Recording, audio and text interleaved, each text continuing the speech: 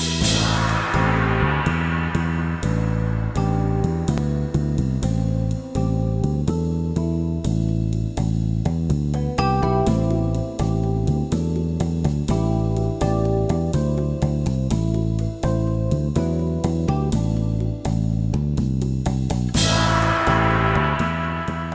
the flag of the United States of America, and to the republic for which it stands, one nation, under God, indivisible, with liberty and justice for all.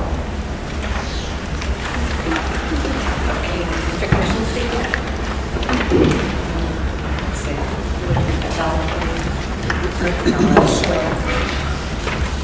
The mission of the Exeter West Greenwich Regional School District is to empower students to contribute to school and community by providing substantial learning experiences in safe, trusting, and motivating environment. Thank you. Okay, moving forward, if there's anybody in the audience who'd like to speak on something that's not on the agenda? Yes, ma'am. I'm back. You're back. Good evening, school committee members, superintendent. My name is Patty Andre, community member and chairperson of the school improvement team for the senior high school. First, thank you all for your hard work on the budget which passed last night. Most people don't realize how much work goes into the budget process, but I do, and I do my best to spread the word about the tireless hours that go into it. In keeping with the technology theme of the principals that have been laying out for their individual schools, I would like to share something from our last SIT meeting. Due to family commitments, one of our key members was unable to attend the meeting in person. So we had our first ever meeting with Bevan Winner attending from her home using Google Hangout.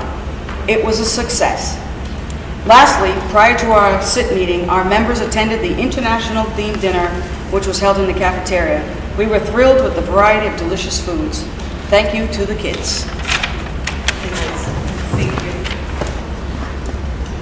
Okay, now we have presentation. Our student liaison month. I know. Hi. Do I have today? I have it on my phone. I'm not texting, don't worry. The main thing that we've been working on and Susan is really passionate about is this West Greenwich Land Trust Agreement we have, which is going to conservation efforts in the area for West Greenwich and cleanup crews, because West Greenwich, we need to keep it clean, and it's a really good thing if we do keep it clean, because that increases property values and it has a whole array of benefits. So what this pretty much is we have this kind of a contest for students. Everyone raises or pitches in $50 to the city of West Greenwich, and it enters your name for a $1,000 scholarship prize. So we're trying to get as many kids as we can to say, hey, you have a chance for $1,000, just put in 50. And we're hoping that a lot of kids will, because so far no one really has. But even if we don't raise the $5,000 they're asking for, they're still going to give us the $1,000. So we're trying to convince more people to give, because right now I think nobody's entered. How about you, Mel? I mean, prom's coming up, so like. Exactly. But if it gets down to the wire and no one does, I will make an investment in my education of putting $50. But we are trying. At first, we started in the high school. Now we're trying to target junior high kids, because the apathy towards this stuff in the high school is limitless. High schoolers don't care as much as younger kids.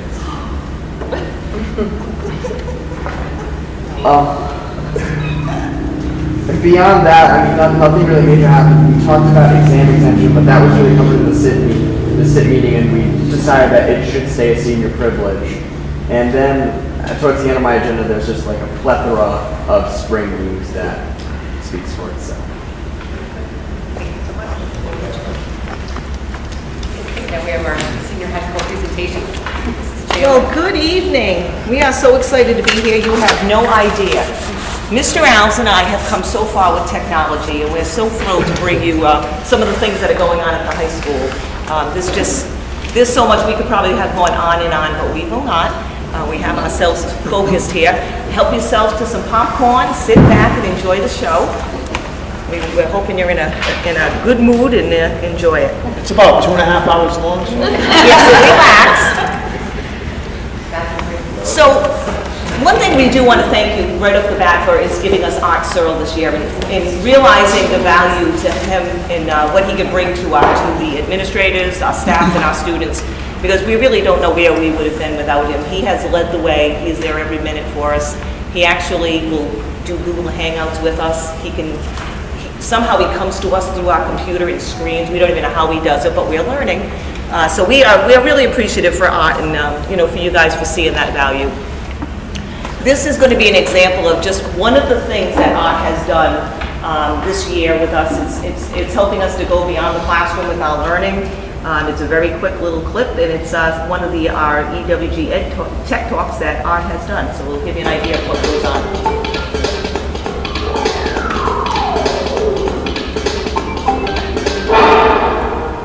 Hello, and welcome to the first edition of EWG's Tech Talk Today, a series of short videos highlighting cool, powerful, technology-infused learning happenings in our classrooms. Today, we're featuring Mrs. Wickstead, a senior high math teacher. Though I don't think she'd like to admit it, Mrs. Wickstead has begun to flip her classroom. When a teacher flips a classroom, it basically is extending learning beyond the class walls, and teachers provide resources so learning takes place at home as well as in the classroom. Homework is no longer just a worksheet to be completed, but active, engaged, purposeful learning on the part of the student. I spent some time with Mrs. Wickstead and asked her about her new practices. Here's what she had to say.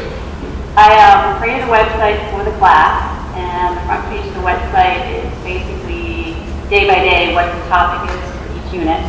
And then each unit has its own separate page under the class page, and it's broken out the same way by unit and title. And under each daily unit, there's 2 or 3 video clips that model what was taught in class.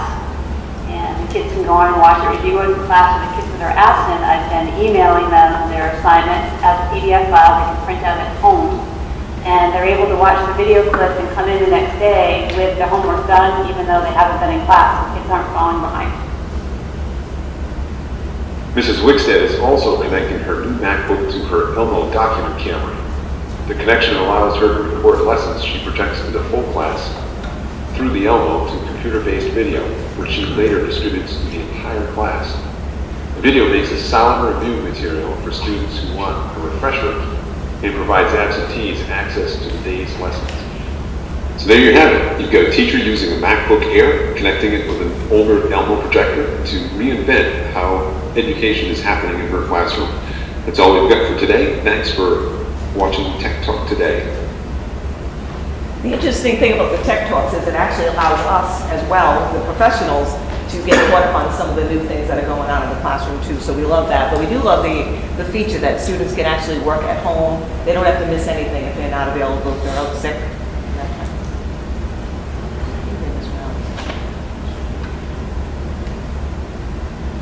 This is another example of what ended up happening was Mr.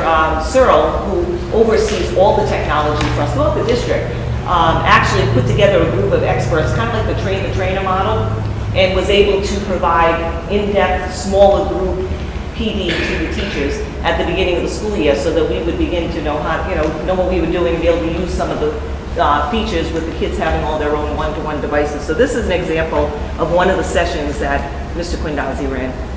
Okay, so as you can see, on September 9th, we had a professional development day, and Mr. Quindazzi taught the staff how to use Google. He actually called the class Google 101, so there were about 25 people in the classroom, and he set this up on his own, where he recorded several videos on how to complete the tasks, which you can see in the right-hand column. The great thing about it is it's self-paced, so you can return any time to his instruction as you're going through the task, and other people can move at a different pace. So for instance, we're going to go down to setting a browser, and we're going to listen to Mr. Quindazzi's instructions.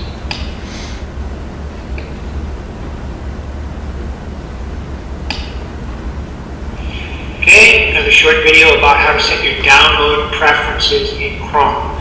It's going to be very, very similar in Firefox. As a matter of fact, I'll see if I can do that as well. All right, so in Chrome, what you're going to do is you're going to go up here to the little lines, and then you're not going to go where it says downloads, because that's, I think that would be what you go, but that's not what you do. You're going to settings. It'll open a new tab for you.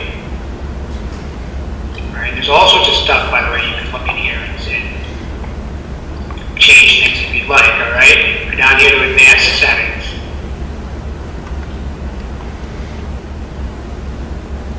And let's see, downloads. So look, it gives you a default download location, so you can set that to whatever you want. This happens to be what's set on my PC. But I think the important thing here is to click the asterisk to save each file before downloading. Otherwise, it just automatically downloads, which honestly is a complete pet peeve of mine because that's useless, right? Like, I want to put everything in the same downloads folder, so I would suggest not doing that. Okay, so as you can see from this screencast, this is a very valuable tool for people that are learning at different paces, number one, but also if a student is absent or a teacher missed the professional development that was not my screencast, they could always go back and at their own pace catch up or learn on their own. I don't want it to get lost on you, the fact that Mr. Alves is actually narrating that, and he actually put this together. So the fact that we have, and especially Mr. Alves, has figured out how to do that really is such a, no, I mean, the two of us are such novices with technology that we are so proud of where we've come. And I mean, and it just goes to show that, some of the PD that we received, I mean, it really, and some of it was that self-directed learning, being able to go back to those and kind of replay and do a little differentiated instruction for people like us who are not too advanced. So we're pretty proud of ourselves there with that. I think you need to stop not giving yourself credit, because I can tell every time you talk about this work, how proud you feel about We are. what you've Oh, done. that I don't want that to go. I mean, we have come so far. Actually, just looking at that slide about Mr. Quindazzi, that was like a foreign language to us that day. I actually think I could pick the more advanced one because I'd like you to know that I can do better than that. But that was really advanced for us back then. We really have come a long way. We're very proud of Plus, ourselves.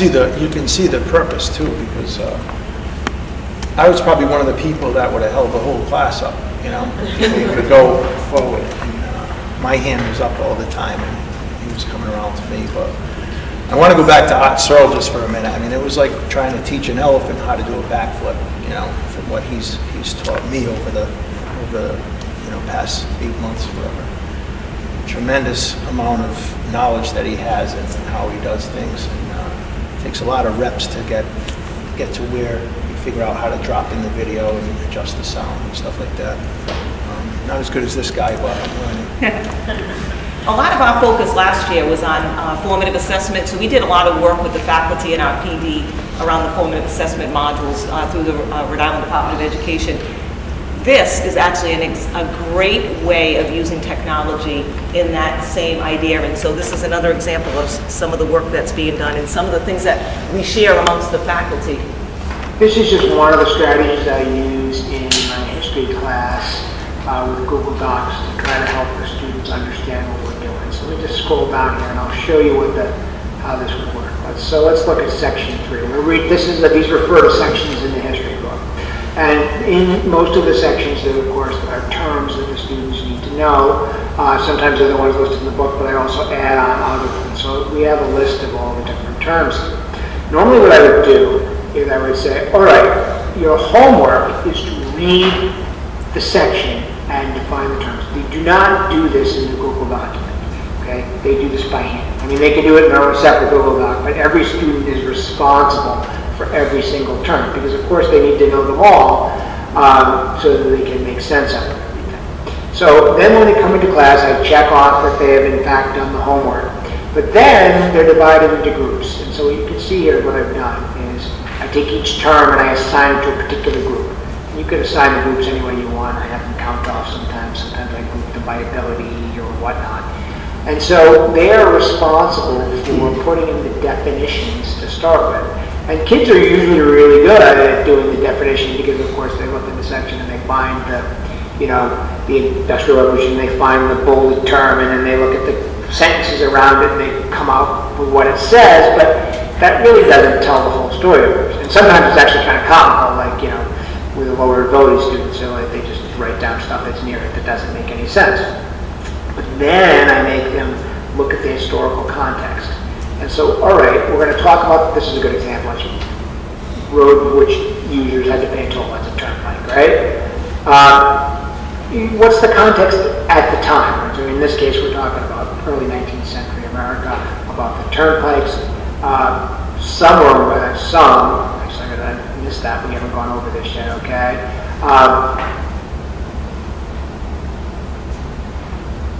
While they're doing this, I'll be sitting on the computer while they're doing this, and I'll do something like I'll look in there and go, well, okay, we're owned by the government, all right. I might ask a question, all of them, because they weren't, all right? And then I'll make them go back in and edit it. And once I might, yell something out, hey, group one, what's up with that? Fix that, all right? They have to respond to my comments. And then, normally what I'll do is I will get up to start with, like at the beginning of the year, I'll get up in front of the room, and then I'll go over each one, and I'll talk, and I'll add stuff, and we'll talk, questions and whatnot. As we go on in the year, what I'll do is, all right, so group one, you have to get up and now talk about turnpikes. And then when they get up in the front, if they haven't really done a good job here, they'll become apparent, because I will ask them questions, the government owned them? Really, turnpikes were owned by the government, or were they just approved by the government, or were they owned by individuals, or some each way? So this actually works reasonably well, and normally, of course, I'll choose the terms so that they align with the quizzes that I'll be giving. And the other nice part about this is now this is shared with the entire class, so that they have something to study from for the quizzes, but also for the chapter test, right? So they have something that's vetted by everybody, so we know what the right stuff is here. So that's just one of the many ways you can use Google Documents for formative assessment in your class.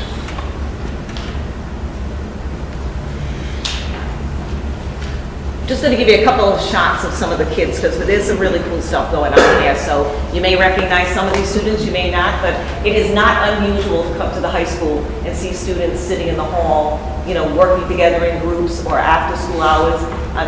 On the far left, the lower left one, you can see where a teacher will step out, because the students are now finding that they are so into what they're doing, and they're so into the research that they're doing. They're actually sitting outside, but she's in, she's out, and she's able to do a little more of purposeful groupings with students and make use of different space. The kids have really flourished with the technology. It's amazing, some of the things, some of the shots down below, some of the research. The middle one is our foreign language class, and they were doing some work, where they were all, working through that document with the teacher. It's really some amazing things going on. The very bottom one, and Mrs. Wilmot's here, this is a program called Edpuzzle. So this is the president's speech, and the teacher can put in questions. That's where the green spots are. The questions right there. And the kids answer them, and they can be scored by the program itself. But and that takes time too. Bob will watch it and have to put the questions in right as, stop the video right where it is in the middle of the president's speech and drop a question in there and get answers from all the kids just to see where they're at with what they thought the president meant by that, for example. So that's called Edpuzzle. That's just one of the many things that are going on, being used in the school.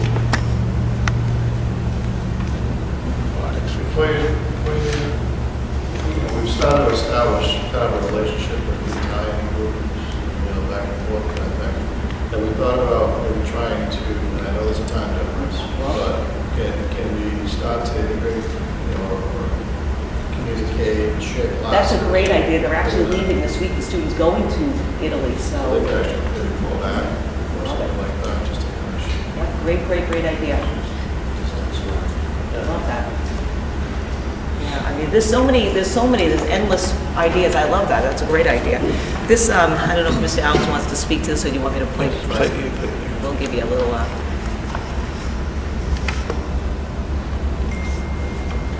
Students, I'm working on the navigation project for robotic swim class, and you'll see the objective of the assignment is to have the robot use a leg sensor to track a line, a black line on a white paper.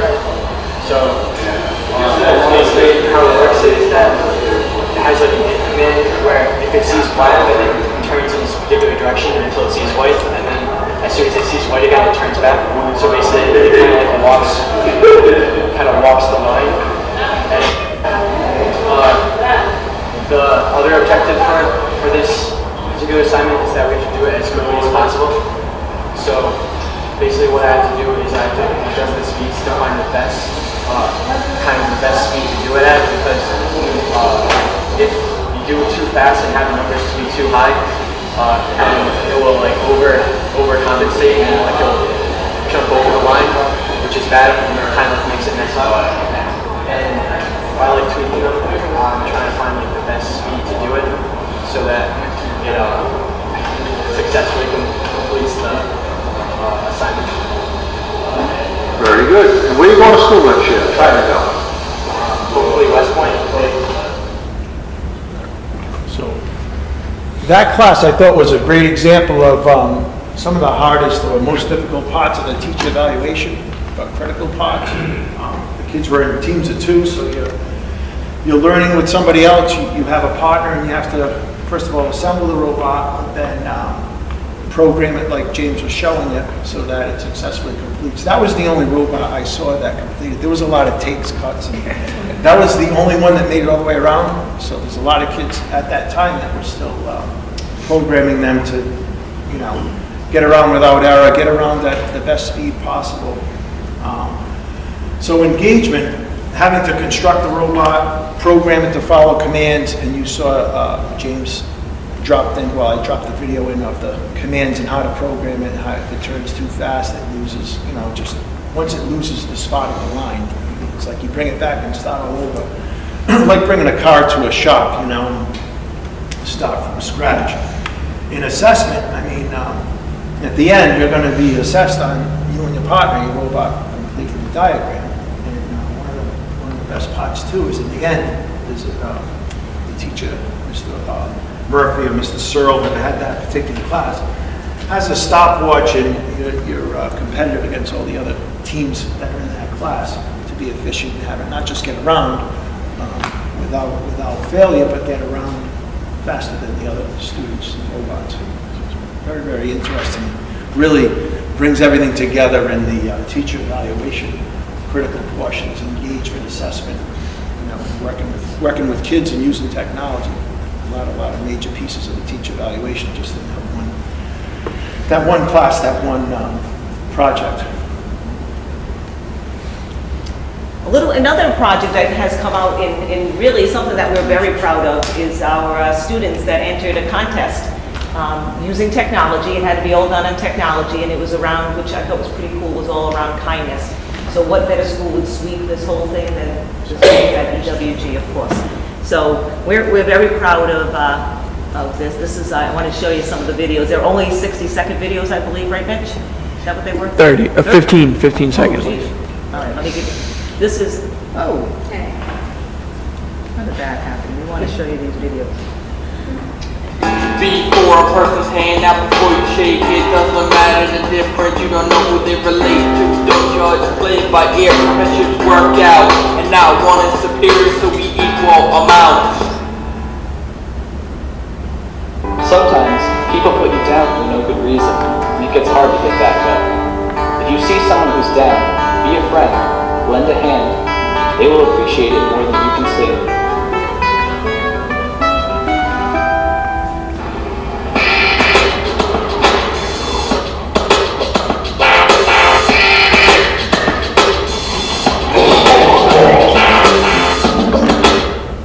Have a good day, man. So our guys were they were celebrities at this, at the Kirkbride Country Club. We went on Sunday afternoon, right, Mitch? Yeah. And they were truly, you had to see us, they sat at the head table. They were with some lovely beauty queens. And Mitch was one of those, one of the video place finishers. All Yep. three were from Exeter, West Greenwich. How do you go back? Well, I don't know if Mitch knows this, but there's another competition going on right now. Students are working on creating a distracted driver video, and Mr. Rounds expects a sweep again. I don't know if he told you that, but he expects to sweep all three of those as well. Not sure when. They were amazed by the quality of our students, especially around the technology, which was really cool. And they won monetary. There was a $250 prize for first place, $100 I think. $150 for- and then $75 for third place. So. And these are $1,000 each for the distracted driver video contest, so. And this was the boys with the beauty queens that sat at the table. They were loving life that day, right, Mitch? Yeah. It was a good day. Now we're going to transition out, to show you a little bit about one of the language classes and one of the some of the work they were doing in their Spanish. We'll show you a video. Mr. Alex can explain. I'll tell you, Chromebook, I hope you guys complete this assignment. Why was it necessary? We needed the Chromebooks so that we could make flashcards of the sentences in English that translated into the Spanish, so that when we were going over it with the partner, we could read the sentence in English, and then our partner could say it in Spanish, and we could check to see if they were right.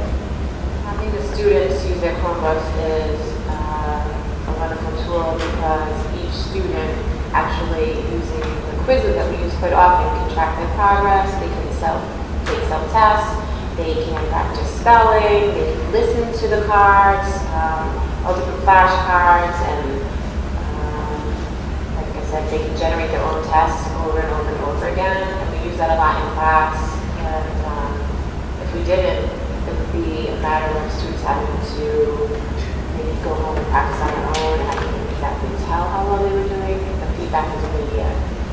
And then they got into their little in and outs or speed dating, so to speak, and they would give their sentence in English to their partner who had to translate it into Spanish, and they would go back and forth, and they'd pick up and move to the next person, to meet somebody new, and then that person would ask them their questions, they would ask them their questions, back and forth, back and forth.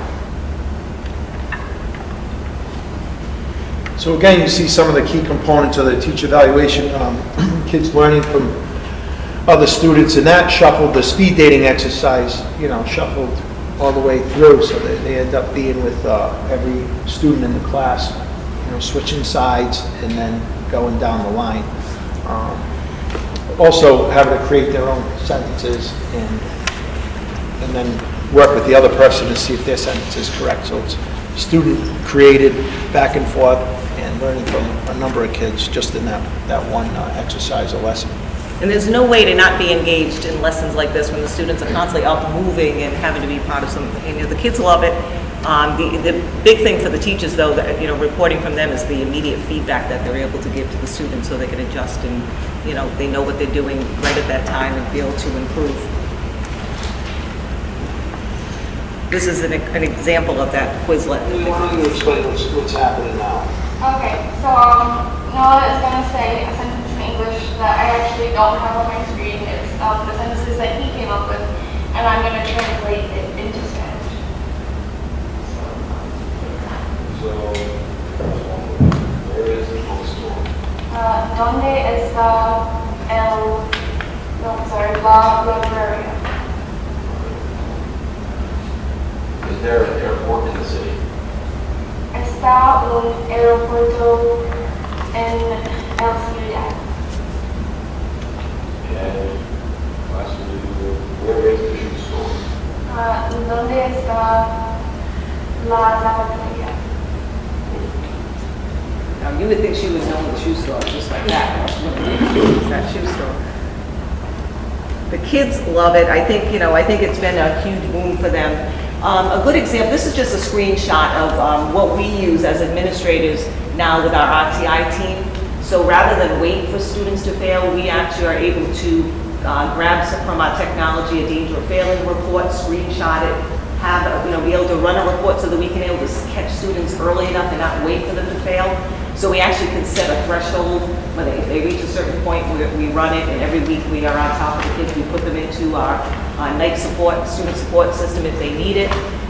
It's working very well. I think this is to me, this was probably one of the biggest things that I think as administrators that we found so helpful was the fact that we're able to catch kids early now. So especially with our ninth graders, we know that's the biggest predictor of students not being successful in high school or dropping out. So we're especially targeting our ninth graders and our seniors to make sure that we get them. And we get them all, but we really target the ninth grade and seniors to make sure we get them out the door on the time and that we keep them in and get them out in 4 years, you know, rather than having to take extra classes. This is an example of the form that we're using now for RTI. We're able to, you know, the teachers are able to submit this electronically to us, so they can actually go through and show some of the in-class supports that they have done. They can use it as a guide. It goes right to a spreadsheet. It'll come right to the RTI team. They are using it, I think, 4 or 5 pages reports on a student. So they are very quick at using it. It's absolutely been something that has been, I think, well accepted. It's a great faculty. They're willing to try anything. This I think they have been very receptive to.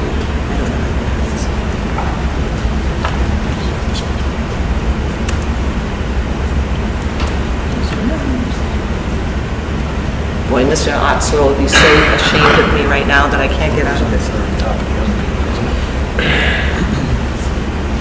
Okay, Barbara, she's ready to come over and help. Just go. Just go here. See, what would we do without our teachers? Thank you, Mrs. Wilmot. Again, this is another example of some of the work that's being done. This was actually another history lesson that they were working on. I believe it's a live link, so that we can, hopefully Bob will get us back out of here. But again, this is something that we can use, that the teacher uses, all these links are live here, so students can work through, they can go back, they're able to get feedback, and I'm not going to go into them and show you the whole lesson on it, because I'm sure you'd appreciate that I don't. But the idea is that they're able to send this out to their students, have these live links, have them do work. They can actually do some work at home, come in prepared the next day to discuss it. So there's a lot of flipped classwork going on. Oh, it's back up. Yeah, fine. It says final school committee. Mouse, I'm trying. Oh, there it is. Thank you.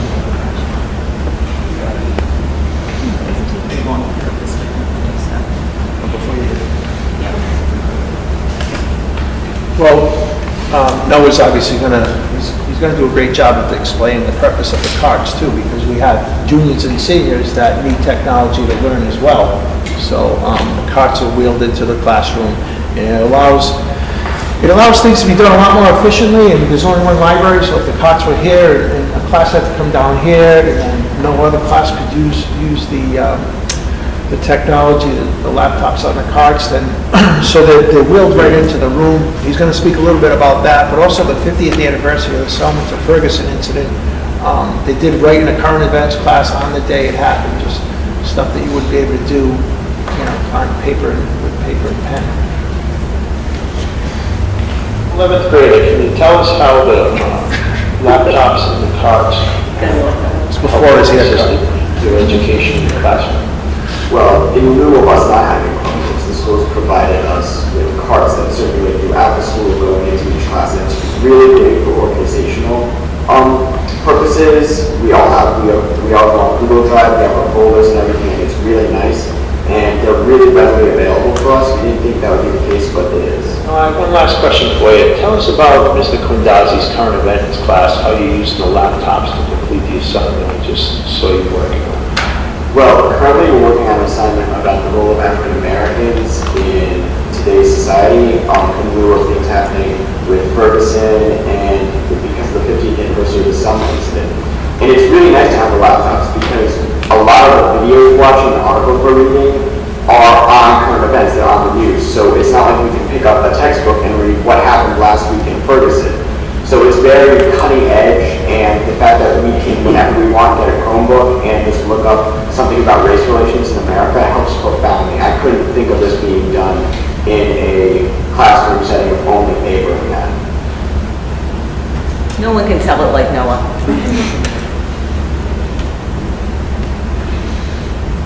This was, she got the haircut first, but anyway. This is another example of how we're using technology. We are actually doing a lot of online learning now. So in lieu of having to spend a lot of money on tutoring or on, bless you, or on homebound instruction, we're able now to be able to put our students on Edgenuity and have them learn from home. They communicate with me via email at all hours of the night. If they need something unlocked. The beauty of this is that they can do it whenever it's convenient to them. So I do get some hourly emails where they need something unlocked or something fixed. But I tell you, it has been very helpful for credit recovery. We used it last year, a little bit for summer school. I see us using it again this year. Our students have done very well on the online learning. One of the pluses to this is that colleges we're finding are looking for students that have had some experience with online learning. So the fact that we're able to get it into the high school, I think, is the students are liking it. So, I think they see a lot of pluses to it.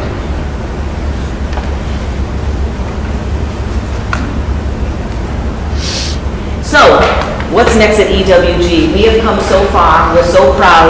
This is just, we want to be at the forefront. We thought this might be something that we might go for soon. Hi, I'm John, and I'm going to give you a guided tour of the latest revolution in computer technology, the Mactini, the smallest computer in the world.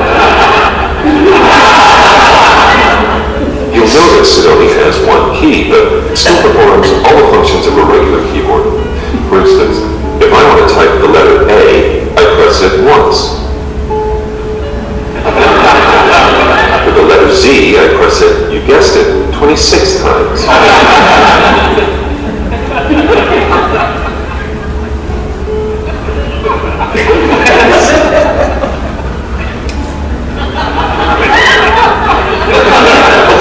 How about punctuation? For a comma, I hold it down for 4 seconds, release it for 2, and then rat-a-tat-tat. This and all the other combinations are explained in the manual. Mactini is also a fully integrated entertainment system. It's perfect for listening to music, watching movies, or even giving a business presentation. Since I started this commercial, we brought out a newer, smaller computer, the Mactini Mini, rendering this one obsolete. Thanks for watching. We wanted to end on a comical note, but we truly want to thank you all for the investment that you made in the technology at the high school, in this district, actually.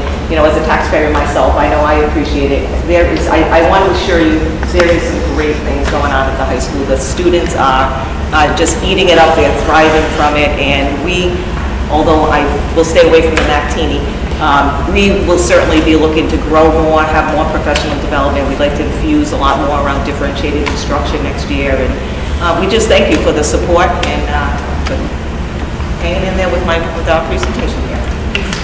Any questions?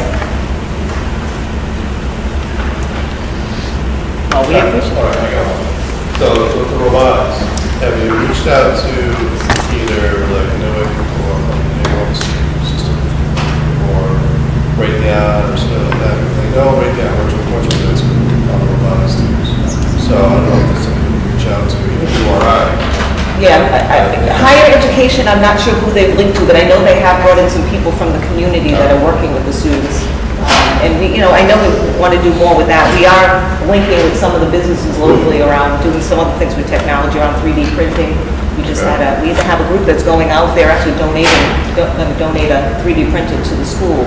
The company, I'm looking on the tip of my tongue, I can't think of it, but they're actually going to have the kids come there and see their newer one being used. Yeah. So that's a great idea, though. We need to get them to go and we could do it distance learning. Yeah, I like that idea. But that robotics class, they're doing some great things in there.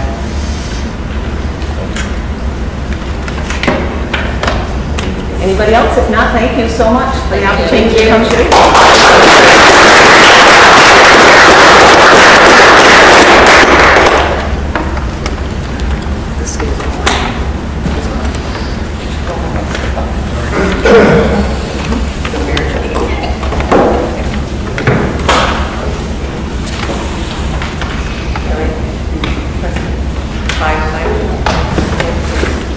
swirls, did you that? Just to let you know too, I'm sorry, this Thursday, we do have a Golden Apple winner at the high school. And they were surprised last week, but it's gonna be on TV this Thursday. So be on the lookout for it. Remind you, great day to meetings. Thanks.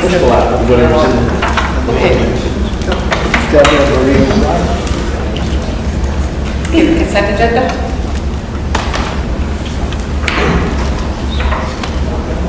Okay, consent agenda, there are some additions in the supplemental packet. We have the approval of regular meeting minutes and executive session minutes from March 24th. We also have the special meeting minutes from last night. That's included in the supplemental.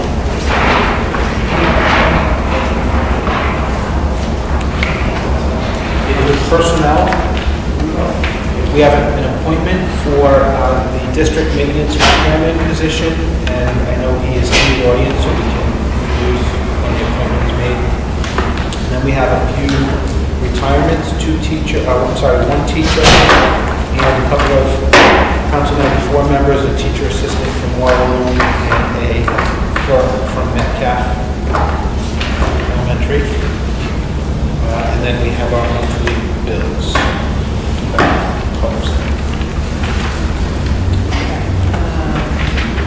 Allison, you're not us. Should be right back. Yeah, we should wait. Hey, very quick. Well, we have to pull a special meeting because the Val isn't here, so we'll handle separately. Yeah, we'll probably get back to it. I have a question on those. Yeah. And I don't want to mention a name, but on page 5 of the bills, top item, I just thought that was kind of a high amount or a mild reimbursement. That was- Just wondering if there's anything extra. That was from the beginning of the year. That's probably. So that's all for, that's all for. She accumulated. Yeah. So you guys have any questions on anything general about? Just note we're losing some great people to retire to, I'm happy for their service and I'm happy for the next phase of their life, but we're losing some great people. The chair would indulge me. Yes. Karen Morgan's been with us 27 years. So that was 1980. She started. Dukakis and Bush were going for the presidency, and the hit song from that year was "Don't Worry, Be Happy." So it's pretty fitting that she goes out on that note. It was pretty cool. 1988. I was 8 years old. Stop. So was I.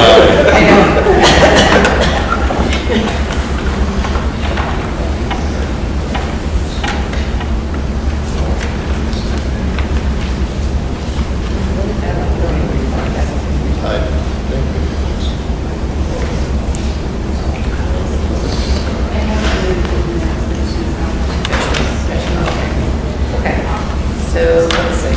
Make a motion to, Here, right? right, Okay, so let's go back in. right.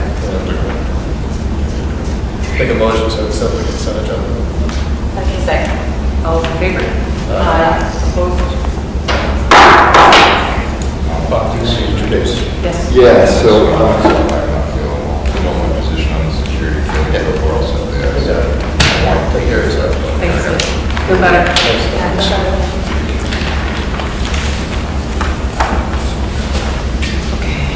I'll just introduce Steve Bailey. Steve, if you want to stand up. Steve is he went through the process for the hiring of the maintenance repairman. We were consistent with all the policies, the collective bargaining, and agreements. There were 8 applicants. We interviewed 4, and it was a unanimous decision to select Steve. And Steve is an Exeter resident, and he's pretty excited to be with us. I'm very excited. Welcome. Thank you.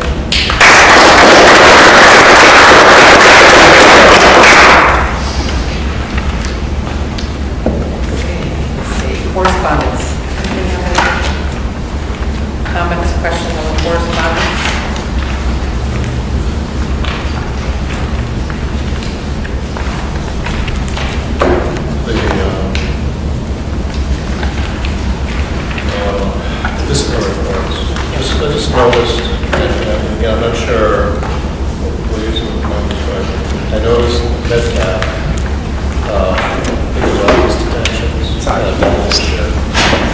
for this period of time. So I haven't done a trial like that. I just thought doubling it it's not a problem. If that's a class that's going through and having issues or what, that's the only comparison I kind of jumped out at.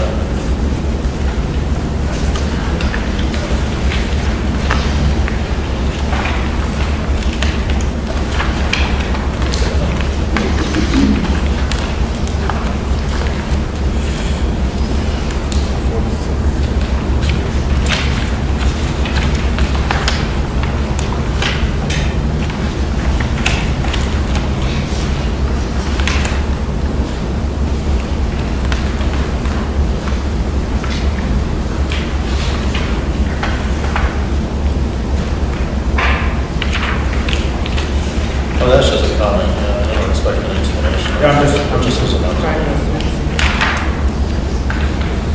It's interesting because there are also a significant number more incidents. Kind of figured the weather there, and it's still, There's about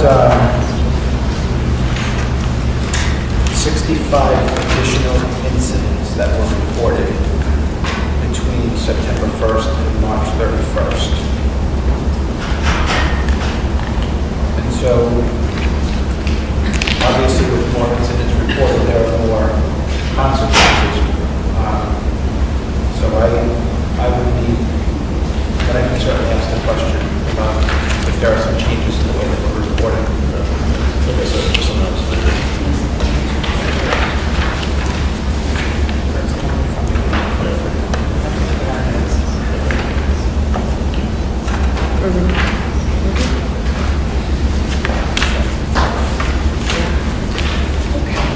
Let's see, 2014-15 budget projection.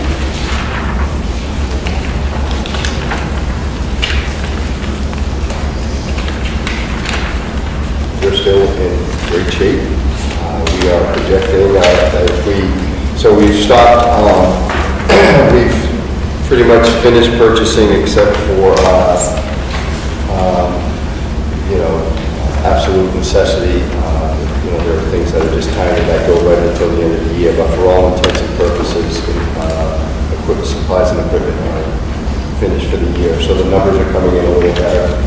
The wages and benefits are settling down a little more predictable as we move towards the end of the year. So that has increased or improved the projected operation balance for this year. So that's all for this current year. So that's all good news for the district.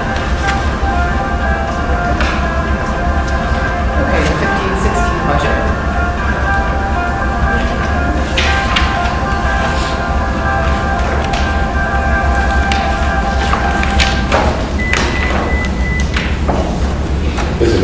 No, I don't know, it passed last night, I don't know if we talked about it. Yeah, this. Reading off our, Well, I just wanted to just say a couple of things about what's happening with the 15-16 budget, not necessarily in district. I think in district we know from yesterday's all-day referendum and the results that were released last night that our budget passed pretty substantially in both towns. What we're tracking, however, is the governor's proposed budget because it was submitted a little bit later based on the change in leadership, and there are some things that are being contested at this point, and I just want to at least say how they would impact our budget. The issue is really about private school services, and the services that are being contested right now are private school textbooks and private school transportation. And in the governor's budget, she removed the state contribution or the state reimbursement to schools, to public schools for services that are rendered for those purposes. But in addition to that, If you were to look at our budget, we have, for example, in the 15-16 budget, approximately $311,000 of budgeted expenses for a combination of private school transportation and private school textbooks.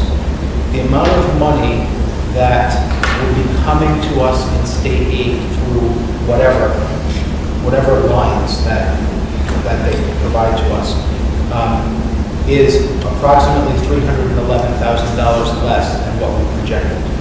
So, in addition to those two services being stated as optional, she's basically said we're reducing the total contribution to the school systems, to the local schools, in the amount equal to not just what we got for reimbursement, but the total expense. So there would be no savings to us. It would be a complete wash. There would be a $311,000 reduction of expenses and a $311,000 reduction of state aid. It would have no impact on the local contribution. The problem that I see is if her budget passes, but the state laws do not change, then we still would be responsible for those private school services, but if our budget passes, we're not getting those funds. That would create an immediate issue for us because we would have a shortfall that we never anticipated happening. On the other hand, if the private school services are no longer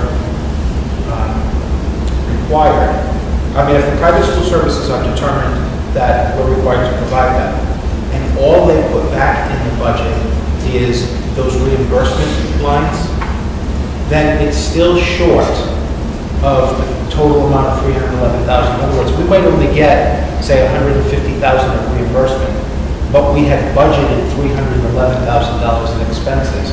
And what seems to be contested right now is the reimbursement. But the amount of money that was reduced from the state contribution to the towns is not just the reimbursement, it's the total contribution for the expenses.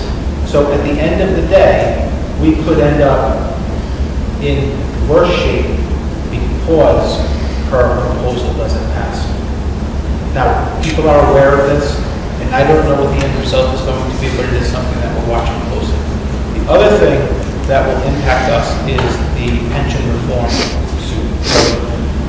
We have our teachers through the NEARI, and we also have our complementary board members who are involved in that suit.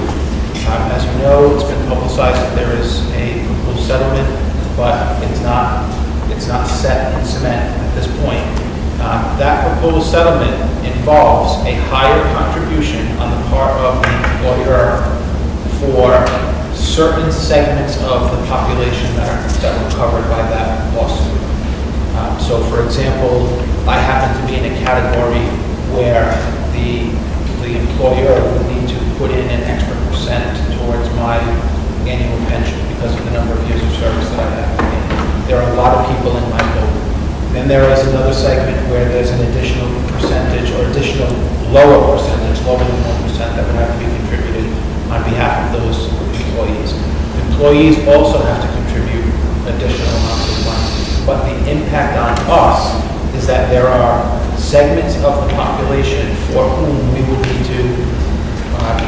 need to be paying on an annual basis an increase in the percentage towards their retirement.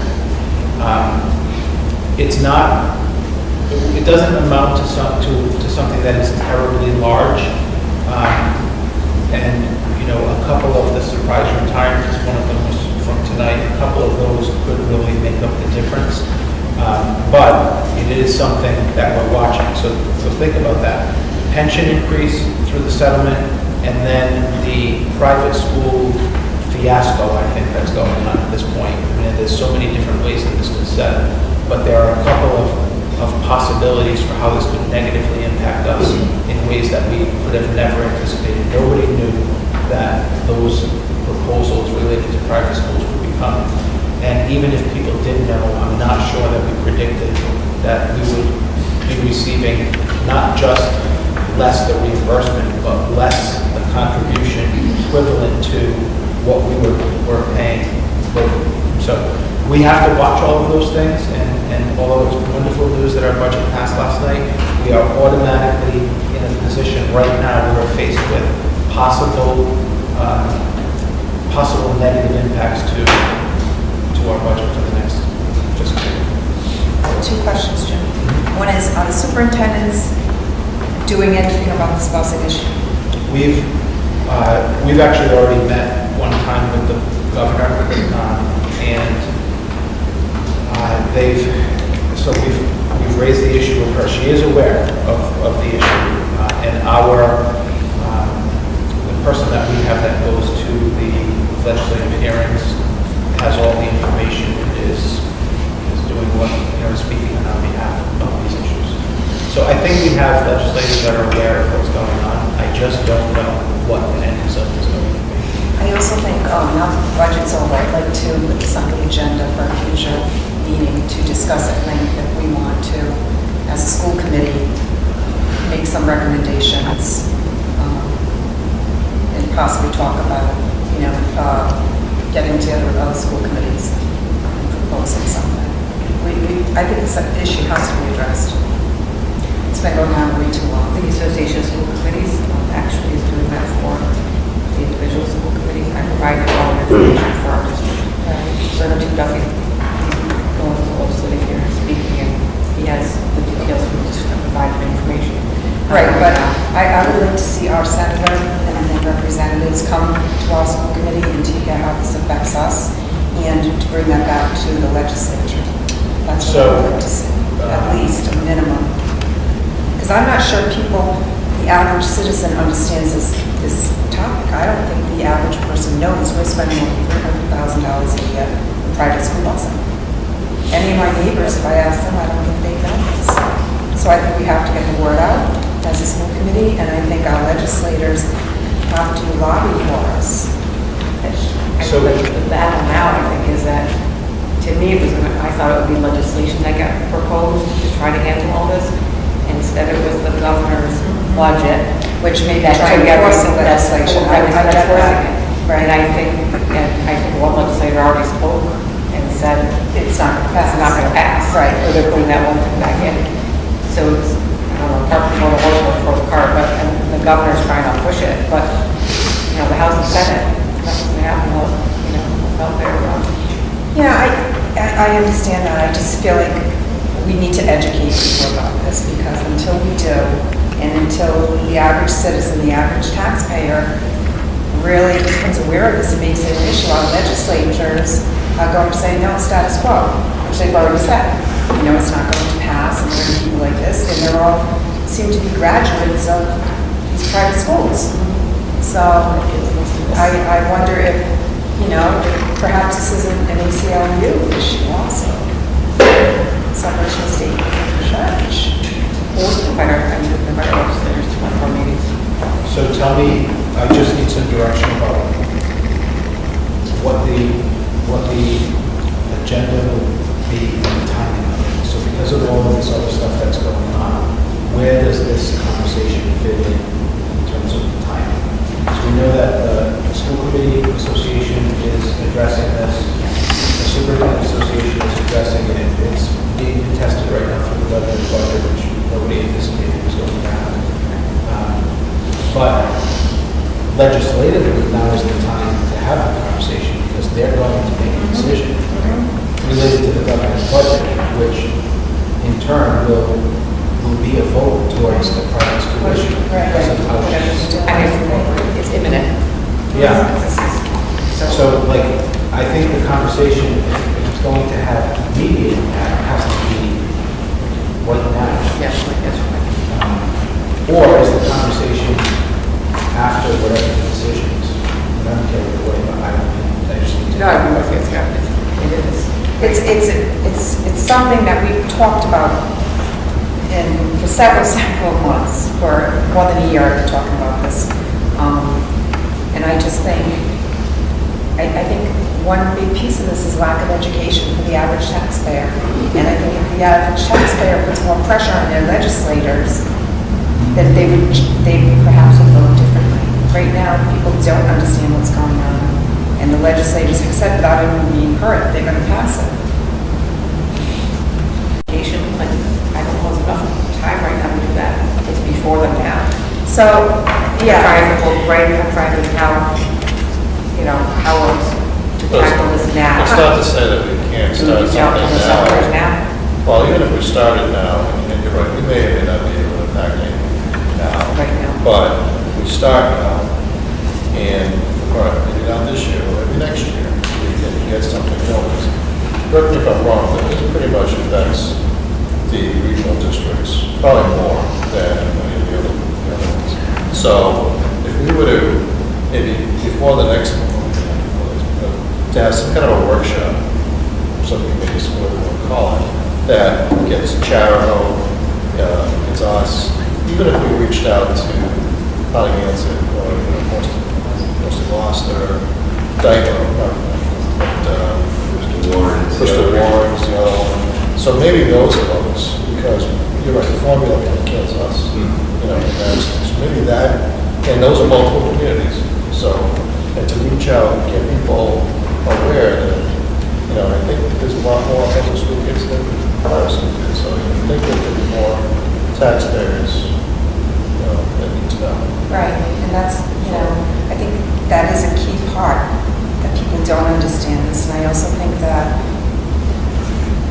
it's a choice of taxpayers if they want to do this or not. That's what I wanted to see, was legislation passed that said may support private school busing. And then the citizens make that decision.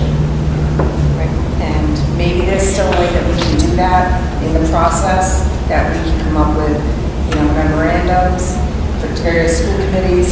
I don't know, but I think we have to do something to address this. This is out $300,000. It's a huge amount of money. I see that. Huge.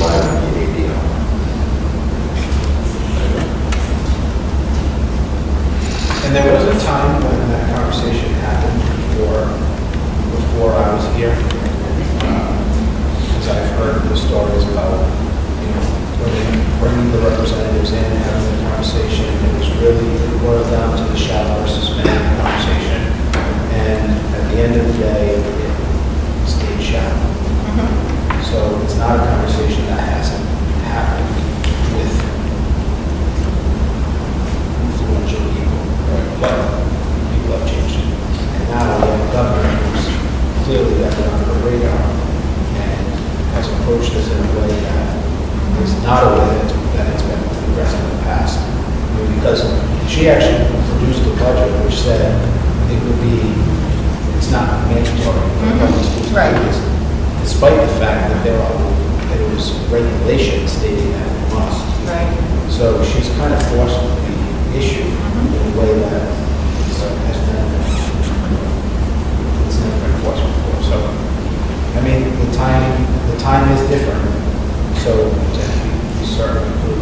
I think, you know, there was an editorial in the paper recently about somebody supporting private busing and how if these children came to public schools would have to pay X amount of dollars for each one of these children. And that's really not accurate, as we all know, you know, in public schools. That's not accurate. 1 or 2 kids coming into the 9th grade is not going to create an extra burden. And the majority of kids that go to private school don't have special services. So it's in that kind of thing that I think we need to really address. This, you know, the editorials that are going in the paper are not accurate. I think people need to hear the other side. And I'm not sure if that should come from us as a school committee, or if it should come from the superintendents. But when people read something like that, that's what they think. Well, those same arguments are actually the same arguments we used for the conversation that is happening about charter schools. And that has gotten a lot of traction. And they've actually signed a special legislative committee. They're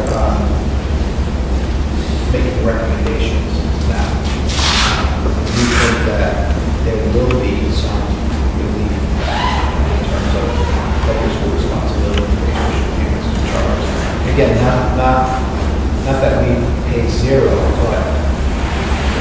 pupil is inaccurately calculated because built into the per pupil are expenses that are not shared by schools who attend the charge. So I think your conversation is very, very connected to that conversation about the private schools. Fall in the same categories as kids that go to the charter schools, particularly in this end of the state. Yeah, absolutely, absolutely. But again, so who addresses the media? Who addresses the misconceptions out there? I guess that's what I want to do, is I want to put it on the agenda and have a brainstorming session from us as a school committee people. What should we do? What can we recommend? So when we do put it on as a discussion, Yeah, reps here, right?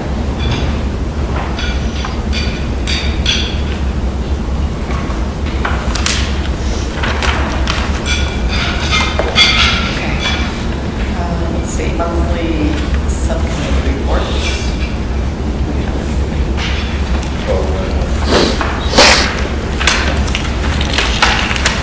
Monthly staff reports. Anybody have any questions? I do, Jen's report. I just, the first paragraph, I was just curious about the accountability issue and the percentage rate for next year. Is that still, I know it says the proposal is going to the USDA for approval, but is it set in stone? The proposal that was, the final draft of the proposal, it is set in stone, meaning that's what was sent to the U.S. Department of Ed. For next year. For next year. So,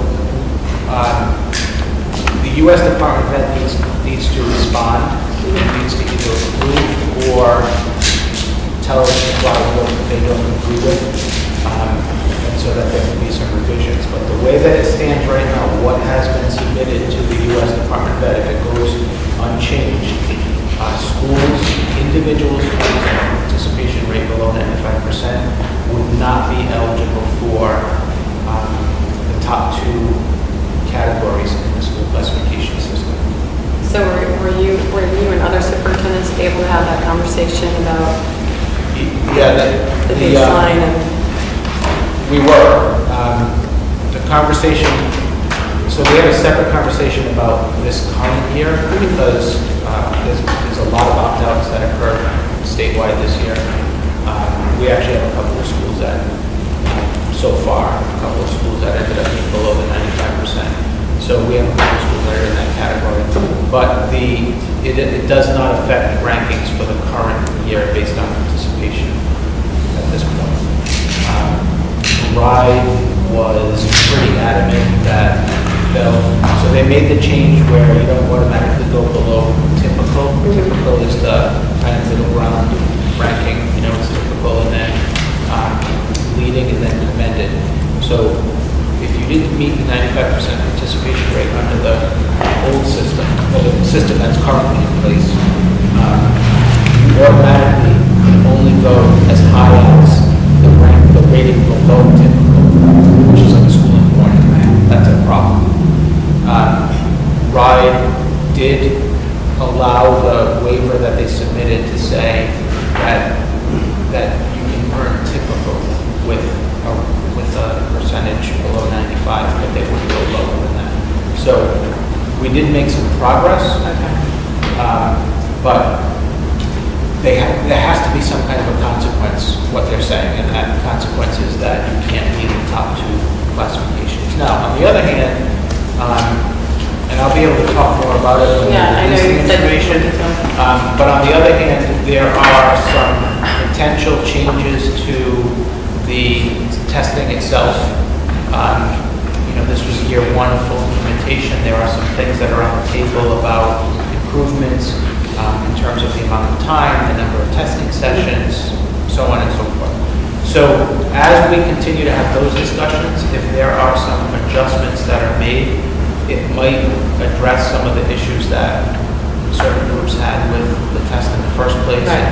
So maybe at the end of the day, things might kind of play out where it's not going to be an issue. Right.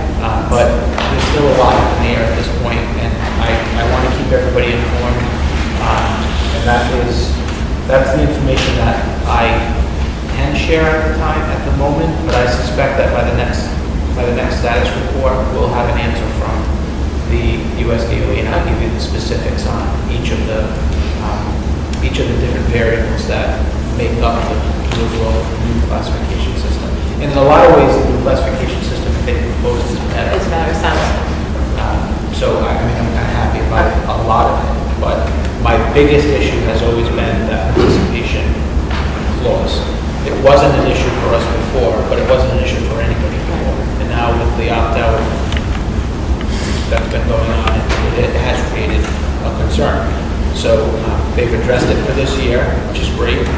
They've made a small change for next year, which, we have schools that are above typical, and it would be a shame if we were a commended school and we didn't get that status because of participation.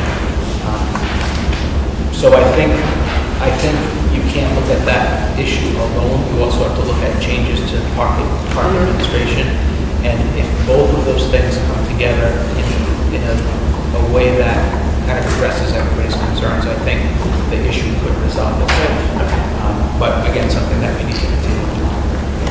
Thank you. When that happens, we need to educate families out there, so we don't have a more than 5% rate, to make sure we do that. Yeah, I don't mind saying that we've not really given people a difficult time in this district about opting out. We've had the same conversation with every family that has requested the opt-out, but some of the opt-out requests were very thorough, and people had really educated themselves about the different issues. And again, whether I agree or disagree, it doesn't matter, but there are people that had done a lot of education around what the conversation was, and they had their own reasons why they were opting their children out. There were a lot of opt-out requests that came towards the end that were not based on quite as educated stances. So we had people that opted their children out of testing in grades that aren't tested. We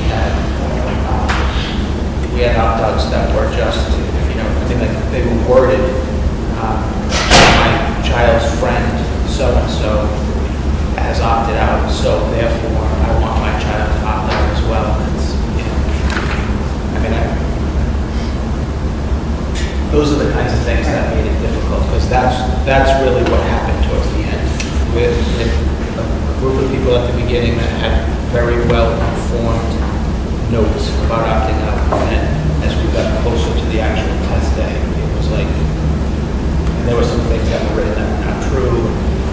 It was just a little bit of a problem. So I'm hoping that the changes to the opt-out, the changes to the testing itself will help us a lot.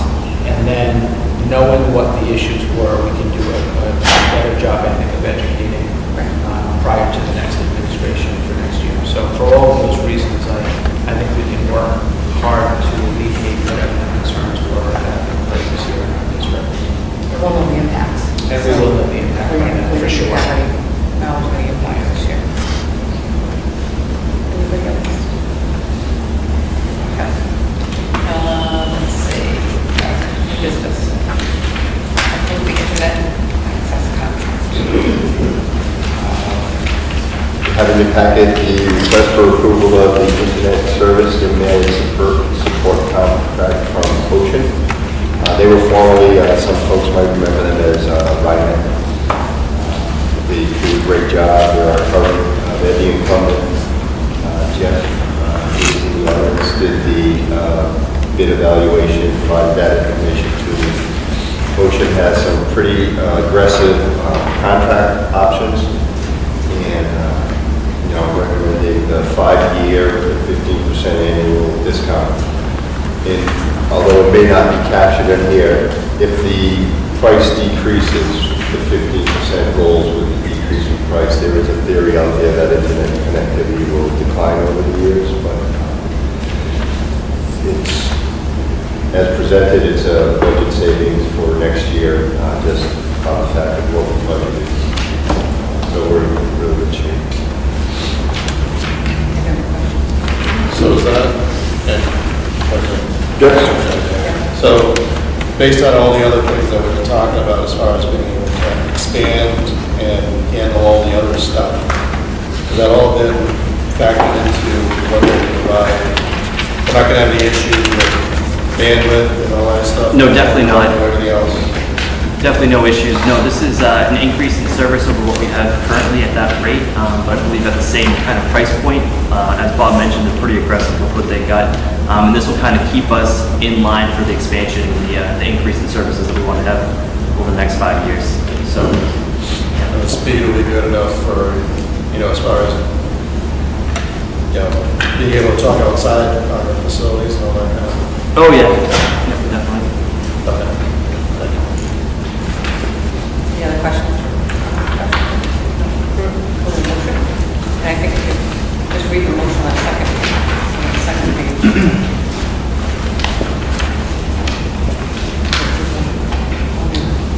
So I will make the motion, Terry. Move to approve a 5-year contract for internet services with 500 and the bursting up to 750 and the 5-year managed support services contract negotiation. Second. All those in favor? Thank you. Thank you. Thanks, John. Let's see. Unfinished business, reserve capital project update.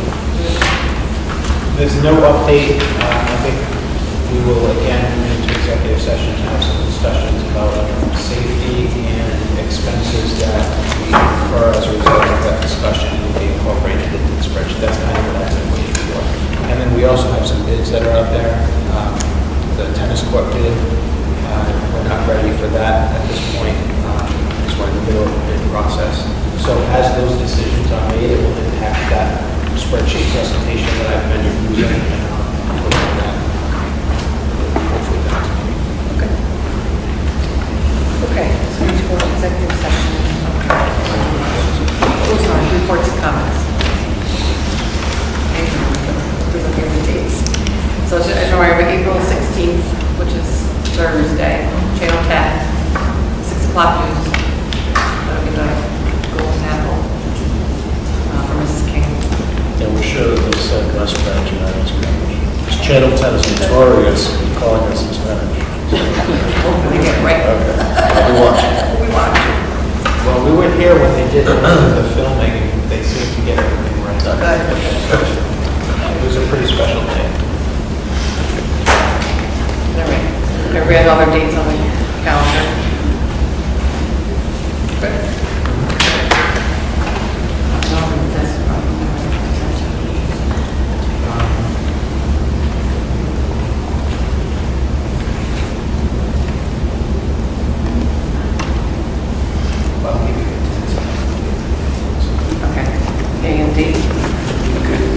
Make a motion to go into executive session under A 42.46.5, and D 42.46.5. Second. All in favor? Aye.